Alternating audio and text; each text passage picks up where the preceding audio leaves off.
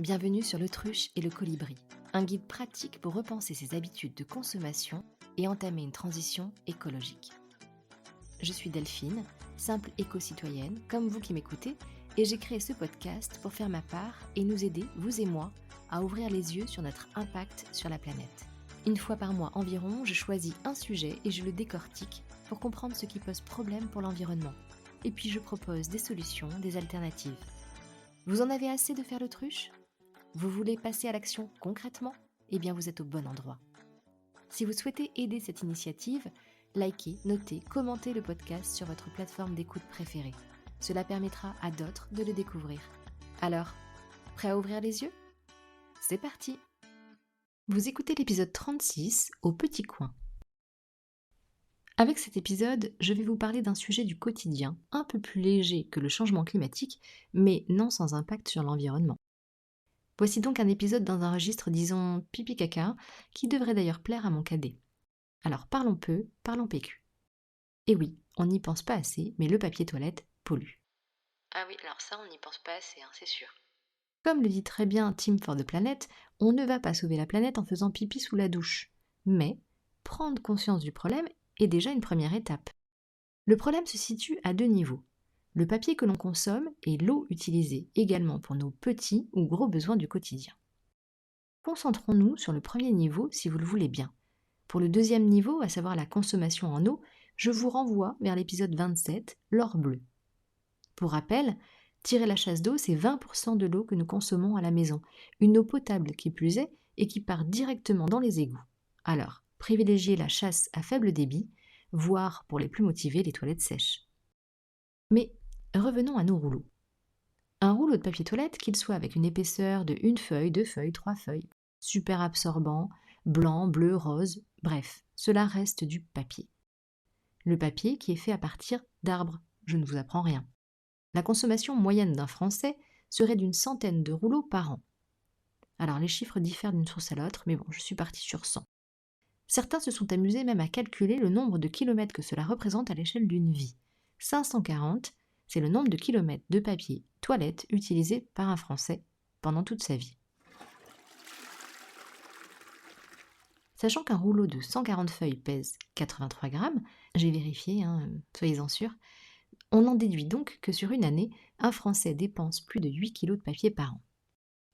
Alors combien d'arbres sont abattus pour l'océan ?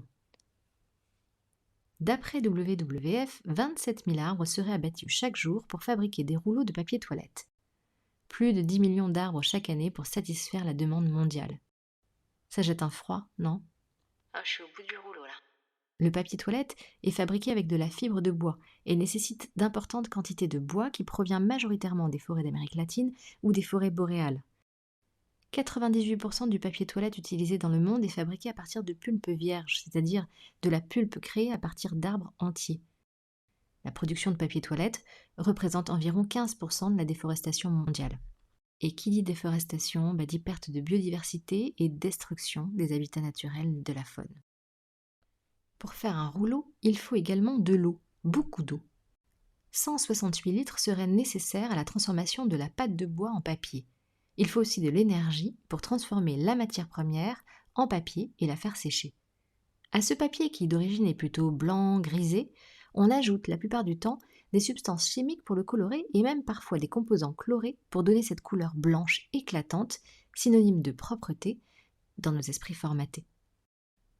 Pire, on retrouve aussi des substances per- et polyfluoroalkylées, autrement appelées les PFAS, ces derniers étant parfois ajoutés par les fabricants lors de la conversion du bois en pâte.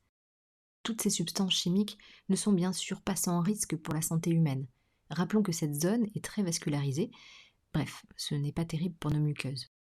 Ces processus de transformation chimique sont particulièrement gourmands en ressources et génèrent des déchets toxiques qui se retrouvent dans les stations d'épuration et peuvent entraîner des problèmes de traitement des eaux usées et de pollution de l'eau.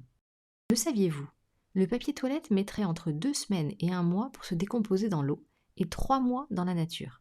Ce délai de décomposition sera plus ou moins long en fonction de l'épaisseur du papier et de la qualité du papier. Un papier issu de papier recyclé, par exemple, sera plus soluble dans l'eau. Une fois utilisés, les rouleaux et leurs emballages, presque toujours en plastique, sont jetés à la poubelle pour finir recyclés dans le meilleur des cas, ou dans une décharge à ciel ouvert au bout du monde dans le pire des cas. Alors, comment limiter cette pollution? Faire pipi sous la douche? Pourquoi pas. Mais pour le reste, on fait comment? La première alternative évidente est de ne pas utiliser de papier toilette. Quand on y réfléchit, le papier toilette n'existe pas depuis très longtemps. C'est à partir des années 50 qu'il est démocratisé pour devenir un objet de première nécessité, surtout d'ailleurs en cas de pandémie. Avant, nos ancêtres étaient plutôt créatifs et prenaient littéralement ce qui leur tombait sous la main. Cailloux, oui oui, vous avez bien entendu, feuilles, mousse, fourrures d'animaux et bien d'autres. Mais le papier toilette, depuis son avènement, n'est pas une solution idéale. Il n'offre pas toujours un nettoyage optimal et peut parfois laisser des traces. Aujourd'hui, dans de nombreux pays, l'utilisation de l'eau est privilégiée. Cela pour plusieurs raisons. Par manque de papier toilette dans les pays les plus pauvres, mais aussi parce que le nettoyage à l'eau est considéré comme plus efficace, plus hygiénique et beaucoup plus agréable que le papier toilette. 70% des habitants de la planète utilisent de l'eau pour se nettoyer le derrière. Alors me vient bien sûr à l'esprit les super toilettes japonaises avec multi-jets, séchage et autres fonctions incroyables. Oui, mais ne va-t-on pas consommer encore plus d'eau? L'utilisation d'une douchette ou de petits jets d'eau intégrés aux toilettes ne nécessiterait que 0,6 litres d'eau. Alors, si on compare par rapport aux litres nécessaires pour transformer la pâte de fibre de bois, eh bien on est bien loin du compte. Je vous vois derrière vos écouteurs réfléchir à la galère d'installer des toilettes japonaises chez vous, mais sachez qu'il existe des systèmes de douchettes qui viennent s'installer sur les toilettes juste en changeant un robinet. C'est une marque française d'ailleurs au nom évocateur de Boku qui en propose. Le bidet avait donc du bon? Et oui, c'était bien à cela que servait le bidet autrefois. Pour ceux qui restent attachés au papier toilette, il reste des alternatives. Le tissu ou les mousses lavables qu'utilisaient nos ancêtres il n'y a pas si longtemps que cela sont considérés à nouveau avec l'avènement du zéro déchet et représentent une alternative. Elles peuvent être lavées et utilisées plusieurs fois, réduisant ainsi la quantité de déchets générés. À savoir que cette solution exige bien sûr de bien laver les tissus au risque de générer des problèmes d'hygiène importants. Pour un impact moindre, privilégiez le papier toilette en fibre recyclée, non blanchi, non coloré, sans produits chimiques et en plus qui se dissout mieux dans l'eau. Le recyclage permet de réduire la demande de bois vierge et de minimiser la quantité de déchets envoyés en décharge, donc de réduire considérablement l'empreinte environnementale. Vous en utilisez peut-être sans le savoir. Alors, à quoi reconnaît-on du papier toilette recyclé, me direz-vous? Eh bien, généralement, c'est marqué sur le paquet parce que les marques ne le cachent pas. C'est le cas de la marque Poppy, dont le papier toilette est fabriqué à partir de papier recyclé, récupéré auprès d'entreprises, en France, sans produits chimiques et sans chlore. Alors, il est ensuite traité dans une usine spécialisée pour garantir sa non-toxicité et possède le label Écolabel européen. Oui, parce que les rouleaux produits à partir de papier recyclé pourraient comporter des traces d'encre d'imprimerie, d'où l'importance de bien garantir la non-toxicité du produit. En Europe, 40% du papier toilette serait fabriqué à partir de matières premières recyclées. Alors, pour repérer les marques ou pour savoir eh bien, ce que vous utilisez, référez-vous au label. L'écolabel européen, j'en parlais tout à l'heure, garantit qu'au moins 70% des fibres de bois proviennent de forêts gérées durablement ou sont des fibres recyclées.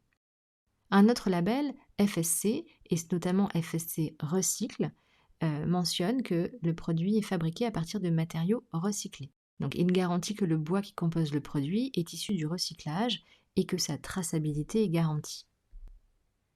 Si vous ne choisissez pas du papier recyclé, à minima choisissez du papier issu de forêts gérées durablement. C'est-à-dire que pour chaque arbre abattu, un arbre est replanté. Le label FSC 100% garantit par exemple que 100% des fibres de bois proviennent de forêts gérées durablement. Alors que dire des papiers fabriqués à partir de matériaux comme le bambou par exemple? C'est une alternative en fait à la fibre de bois. Il pousse rapidement, ne nécessite pas autant d'eau que les arbres traditionnels. Quoi qu'il en soit, bien qu'on en produise en France du bambou, on n'en produit pas suffisamment pour répondre à nos besoins et du coup on en achète beaucoup en Asie. Quel que soit votre choix, évitez les lingettes imbibées, polluantes et qui en plus encrassent les canalisations. Et puis, si vous êtes vraiment attaché à votre confort avec votre papier épaisseur 3 feuilles, vous pouvez commencer par limiter votre consommation de papier toilette et utiliser la juste dose. Alors, je n'irai pas jusqu'à vous conseiller, comme Sheryl Crow, la chanteuse américaine engagée, de n'utiliser qu'un carré par personne, mais vous pouvez l'utiliser avec parcimonie. Je vous laisse seul juge de la quantité nécessaire.